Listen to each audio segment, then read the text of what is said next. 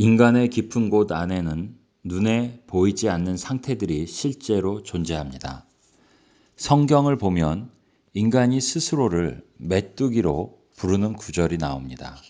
그렇게 자신을 메뚜기라고 불렀기에 자신을 둘러싼 것들이 거인들로 보입니다.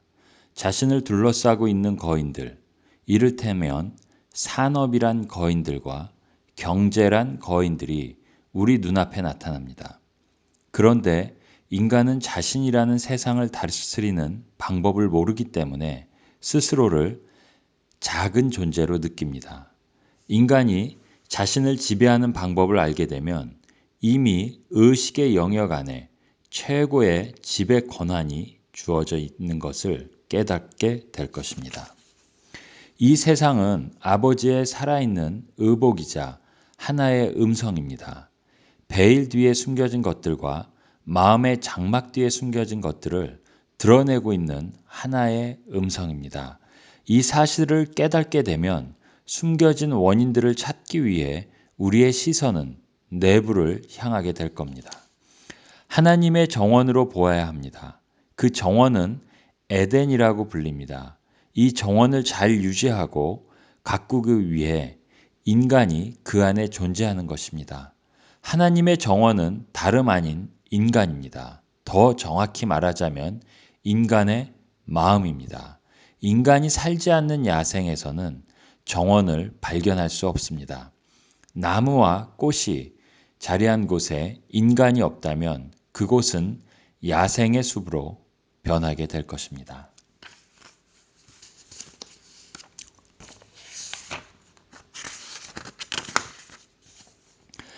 정신적인 암과 영적인 암은 완전히 다른 방법입니다. 우리가 정신적으로 어떤 것을 알려고 한다면 그것을 보고는 다른 것들과 비교하고 분석하고 정의를 내리고 그 외관을 묘사하기도 합니다. 하지만 영적으로 무언가를 알기 위해서는 우리 자신이 알고자 하는 것이 되어야만 합니다.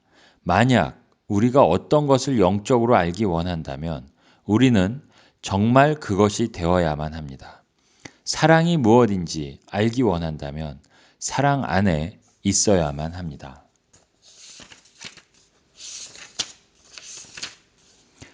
나의 정원을 가꿀 사람은 나이고 이 정원이야말로 유일하게 돌봐야 할 정원이고 이것이야말로 내가 정복해야 할 유일한 땅이라는 것을 알아서 지금 바로 가꾸기 시작하여 아름다운 것들을 담대하게 사실로 받아들여야 합니다. 나에게 가득 채워진 아름다움을 세상에 펼쳐내어야 합니다. 자신이 먼저 스스로를 어떻게 부르냐에 따라서 다른 이들도 그 모습으로 보게 되는 이 진리를 깨달아야 합니다.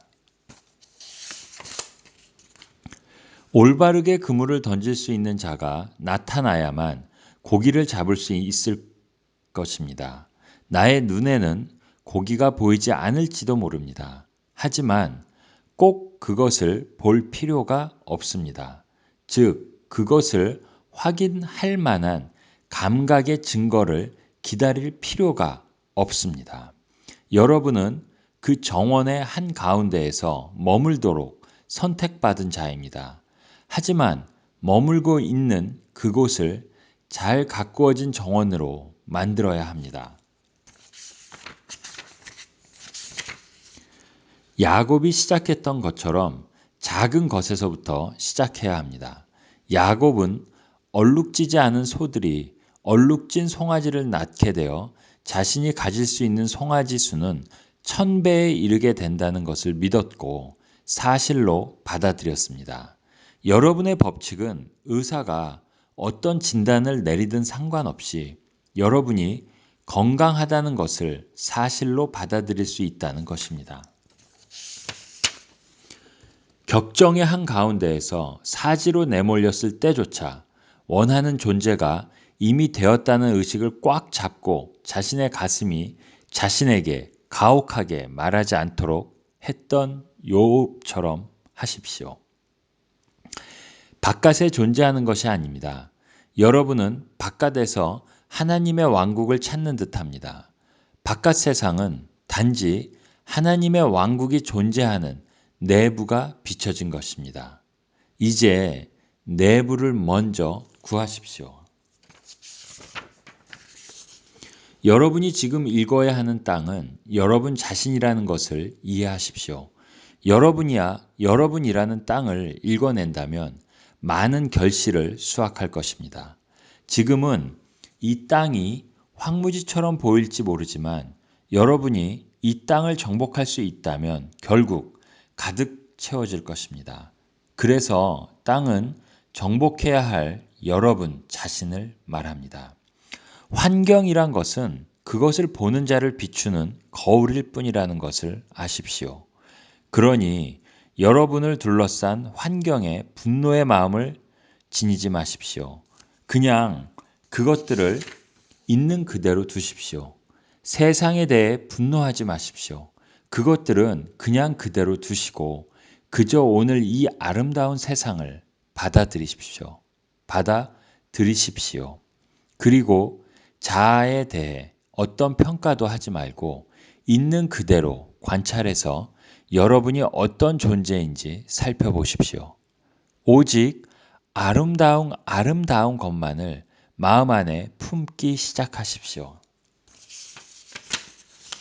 세상을 새롭게 다시 배열해서 여러분이 살기 원하는 아름다움을 비출 수 있도록 해야 합니다. 최상의 것들을 사실로 받아들여서 그 일을 할 수 있습니다. 상상할 수 있는 최상의 것들을 항상 마음에 품으십시오. 여러분이 그런 멋진 상태 안에서 산다면 여러분이 다른 이들에게 쏟아 부어줄 것은 오로지 아름다운 것밖에 없습니다. 여러분이 좋은 상태에 있다면 여러분은 오직 좋은 것만을 줍니다. 습관적으로 박혀있는 잘못된 생각의 나무들을 뽑아내고는 아름다움과 조화 속에서 여러분이 원하는 것을 새로운 씨앗으로 뿌릴 수 있습니다. 그러면 여러분이 심어놓은 씨앗에 맞춰 결실을 수확할 것입니다. 여러분이 나를 볼 때 여러분은 나의 아버지를 봅니다. 여러분이 나를 볼 때면 여러분은 나의 마음 상태를 봅니다. 왜냐하면 여러분은 내가 사는 세상을 볼 것이고 그것은 나의 아버지인 마음 상태를 보는 것이기 때문입니다. 내적인 상태는 경이로운 의식 안에 장소합니다. 내적인 상태는 내가 서 있는 자리입니다. 그리고 내부에서 내가 어느 곳에 서 있는지에 따라서 바깥 세상에서 무엇이 보이는지가 결정됩니다.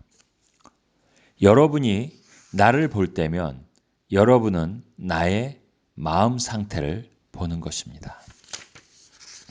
성경에서는 3일 안에 여러분을 메마른 땅에 토해내게 될 것이라 합니다. 3은 3일을 말하지 않습니다. 3은 충만함과 완벽함을 뜻합니다. 그래서 이 모든 것이 자연스러워지고 현실처럼 느껴져 현실과 같은 감각적 생생함을 지닐 때까지 3일 동안 그 물고기 배 안에서 살게 된다면 그때 나는 성경에서는 땅 또는 메마른 땅으로 표현된 객관적인 실체 안으로 나를 꺼내낼 것입니다.